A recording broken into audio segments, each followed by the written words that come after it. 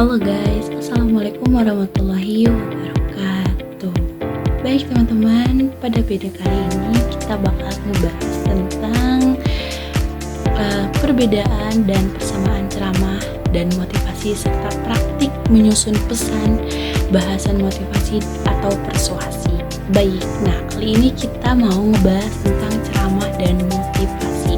Nah teman-teman, kalian tahu gak sih ceramah itu apa? Ceramah itu adalah metode penyampaian informasi atau materi secara lisan kepada audiens untuk memberikan pemahaman, nasihat, serta pengetahuan.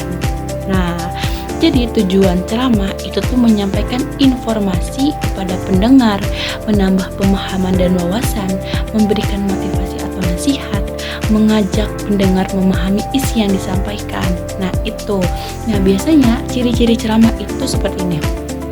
Disampaikan sama orang yang tertentu, terus memiliki pembukaan kayak isi, penutup. Nah itu biasanya disebut dengan ceramah. Terus menggunakan bahasa yang sopan dan mudah dipahami. Nah isi ceramah juga itu jelas dan dapat dipertanggungjawabkan, disampaikan secara lisan dan di depan audiens. Nah biasanya teman-teman kalian pernah kan kayak lihat ceramah-ceramah ustazah ataupun pengurus pondok ataupun dari dosen-dosen. Nah biasanya kalau ceramah tuh isinya tentang keagamaan gitu ya, kayak tentang ceramah tentang sholat, ceramah tentang puasa, mengaji. Nah itu.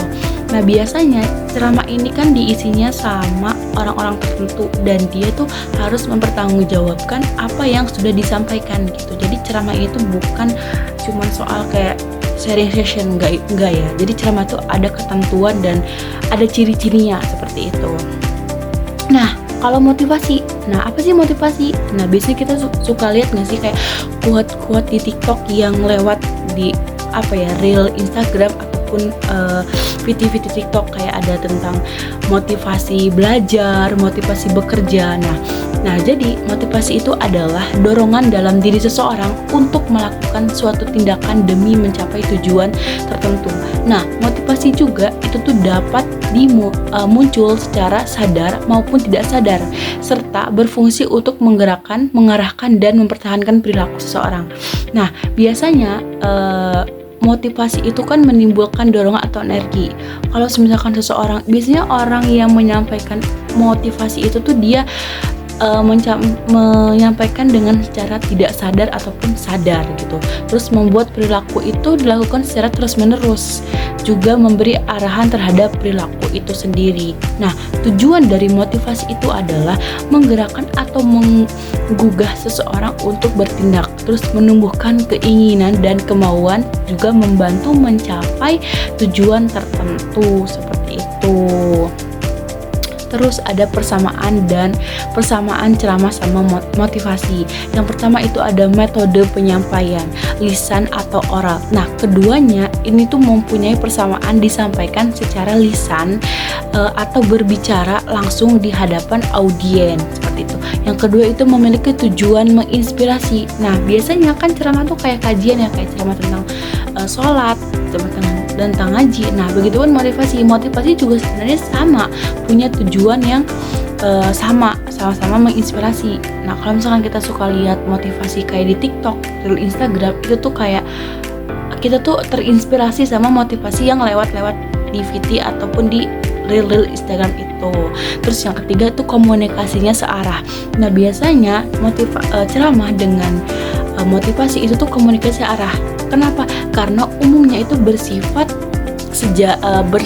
searah dari pembicara, dari si motivatornya atau penceramah kepada si hadirin atau si audiensnya itu.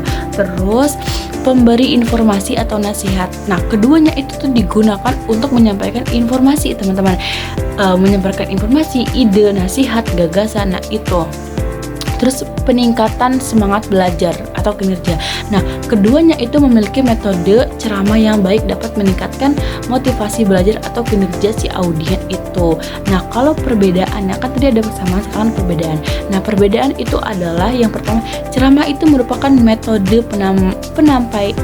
penyampaian materi atau informasi secara lisan dari pembicara kepada si audiens. Terus yang kedua, motivasi itu tuh merupakan memberikan dorongan dalam diri seseorang untuk melakukan sesuatu tindakan atau mencapai tujuan tertentu. Seperti itu. Terus strategi menyusun pesan dan motivasi itu ada 6. Kita harus mengenali dulu. Kenal dulu nih kita karakter audiennya. Sebelum kita menyusun pesan ataupun materi ceramah yang akan kita sampaikan, kita harus mengenal dulu nih si audiensnya. Nah, itu strategi untuk menyusun motivasi atau persuasi. Yang kedua adalah susun pesan berdasarkan 3 elemen. Yang pertama itu ada komunikator, pesan, dan komunikan. Terus yang ketiga itu ada membangun kredibilitas komunikator sebagai sumber pesan yang dapat dipercaya. Jadi sebelum kita menyampaikan pesan motivasi kepada si audien itu harus percaya dulu sama diri kitanya penyampaiannya baik atau tidak. Nah, biasanya kalau misalkan kita menyampaikan motivasi itu kan menginspirasi semua orang ya. Nah, harusnya kita dulu nih harus yang dipercaya sama si audien itu. Itu. Terus yang terakhir itu ada bangun kepercayaan secara personal dengan pendekatan yang lemah lembut. Baik teman-teman, hanya itu materi yang bisa saya sampaikan hari ini, minggu ini dalam tugas learning journal public speaking. Sekian dari saya, kurang dan lebihnya mohon maaf. Wassalamualaikum warahmatullahi wabarakatuh.